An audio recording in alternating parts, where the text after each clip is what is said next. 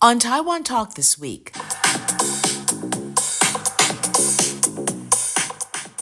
if there's anyone that can score front row invites to the hottest events in town, that would be Ching. No surprises there, since she's Taipei's premier event and wedding planner. She sat down with us recently to talk about making a name for herself in a career that can only be described as a dream job for many young men and women in the city. And I wasn't expected to do this event planning as a PR and also followed by the wedding planner. I think everything started happening very naturally because when I started working with my father after I graduated from the college, so I had other option. Either I go to Hong Kong, Singapore, and Japan. But then I decided to come back to Taiwan because I wanted to be my parents and my grandparents, and I wanted to get to know what's our family business is. So I was starting as a farmer girl, I grew up to edamame. It was a fun experience to knowing the actually food industry, which is I was always obsessed with when I was a child. My dad always take us to a fancy restaurant or a local restaurant because he has to try any kind of food to understand the quality and make sure that whatever that he's import export either vegetables and fruits and seafood, and he knows the quality control. So he always oftenly when I was a child, he would say, "Is this frozen or fresh?" That's kind of question he would ask all the time when we dining out. Wow. I know. So, okay, you went from that into starting what is now a very successful business, doing every girl's dream job, which is event planning. What gave you the opportunity to make the leap from the family business to event planning? So this one time, I was involved in the charity because I always liked charity. So we need a donation. That's why I met a brand. One time, just went to one of the events in Taipei, and I saw a lot of pretty girls wearing high heels with the black suits and with the walkie-talkie. I was like, my God, this is so cool. I want to be one of the girls because I really love fashion.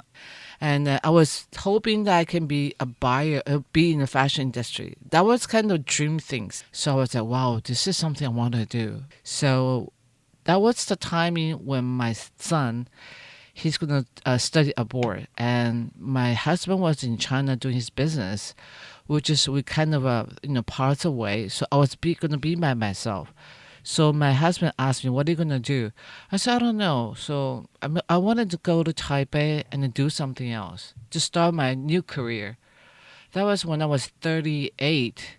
I was kind of afraid to do something, starting everything. I don't even know what is it, PR or marketing. But I think because you don't know that interest, so you're fearless. I was like, okay, I'm going to do this. So my husband said, okay, you just go. And he was supporting me in financially and then, spiritually. So I went to Taipei with the money alone for my husband. And then we thought that, we couldn't just maybe 1 year, 2 years. And then now here I am. I'm still doing my business.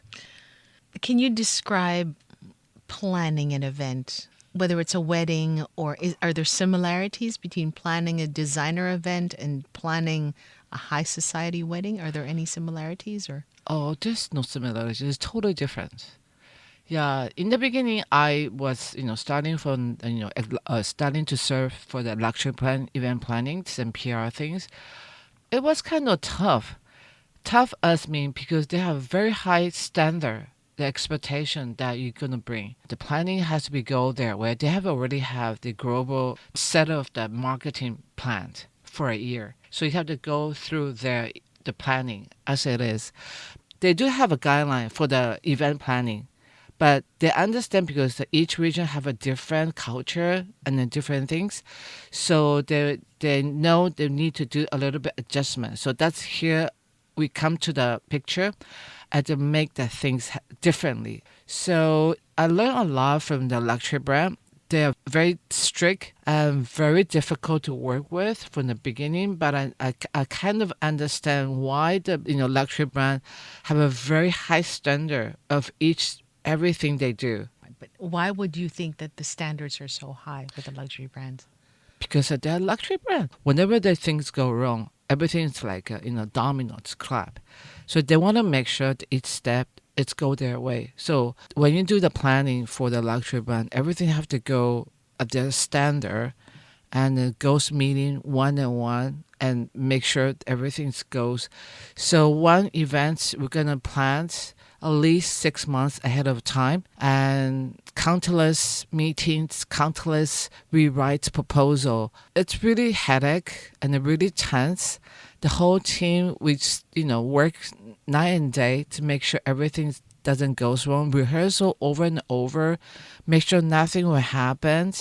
Starting from the vendors, food and beverage, decorator, and the location, and the people you're going to hire as a part-time, everything has to be right. Has to be approved by the region or by the headquarters. So, even though what we are wearing, there are very high demands. Even though we are work behind, to make sure you have to be presentable, you have to wear makeup and make sure you're pretty, because everyone in that staff are represent as the brand. So, what is the difference between organizing an event and organizing something more, well, hopefully private and intimate, like a wedding or an anniversary dinner?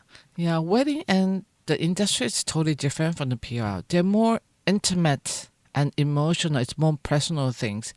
So when it comes to that, you will see a lot of different and fun things.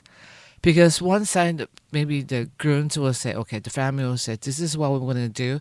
And the bride said, the family said, this is not what we want to do. So they have a lot of misunderstanding of the beginning and not argument, but I was saying more like a discussion. I cannot say argument, sorry.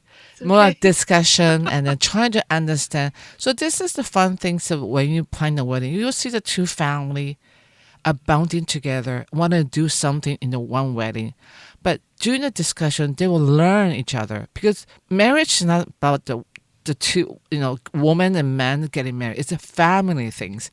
So you have to compromise a lot of things. So I can see the brides will compromise for the grooms, a groom compromise for the brides, and then somehow at the end, and they will, to make sure that they're happy with it. So we are kind of a bridge in the between, and make sure they're happy with whatever the outcome is. And hopefully that day they'll be happy on the wedding day. Okay, let's talk about things that can go wrong. Oh, that's difficult. We cannot, there's no wrong. There's my dictionary, there's no wrong the wording. Because in the wedding, it cannot go wrong. Because, when you, in Taiwan culture, it's very unique, because they have to look at the time, because the feng shui or the master will I say. did not know that. Yeah, it is. We have to go by the time. So we have to counting the time and to make sure that the things will go smoothly. I remember one time I did something wrong, was the song wasn't right. When the bride said she changed her last minute song when she wanted to enter, we missed the message. But at the end, she was forgiving us. She was really upset. I said, this is not the song what I want. I was like, but it's already, the door is already open. She was so upset. I was like, oh my God, what am I supposed to do? But anyhow, immediately talked to walkie-talkie to the person who next to the host and said, hey, I screwed up. This is a song that she loves. I mean, what happened? What should I do? So my staff next to the host, she's also very experienced. She explained to host, and the host know how to turn into something more, the moment that's more wording. I was like, oh, hi, oh my God, this is the moment that we are waiting for, and more courage, more happy. There was more like, emotional things that I think the brides forget what she was saying. She was crying all over. And that kind of the crisis that makes me feel like, oh my God, we need to do a more of a rehearsal. Okay, so you've got a lot of young women who think this is the most amazing job in the world. It is. What? Okay, you don't. I was going to say, what kind of advice would you give them if they wanted to start this kind of a job? Oh, I think I actually have a lot of interns. I think that they might be maybe seeing too much movie. The one of the famous movie, the Devil's Wear Prada. I think that's very classic icon ones. They think PR is a dream job for them because they can reach out the luxury brand and they can able to see what they do and the planning. They want a job at the luxury brand. But I told them if you want to be a luxury brand, as the marketing or anything, you have to be a PR agency first because that's where you can reach out to them throughout the meetings and everything, and they like you and they will hire you. That's simple. So that's how they know how to shortcut. It's not easy. It's not easy, and then you cannot complain. And whenever call you 10 p.m. meeting, you have to come. You were listening to Taipei event and wedding planner Lin Ching.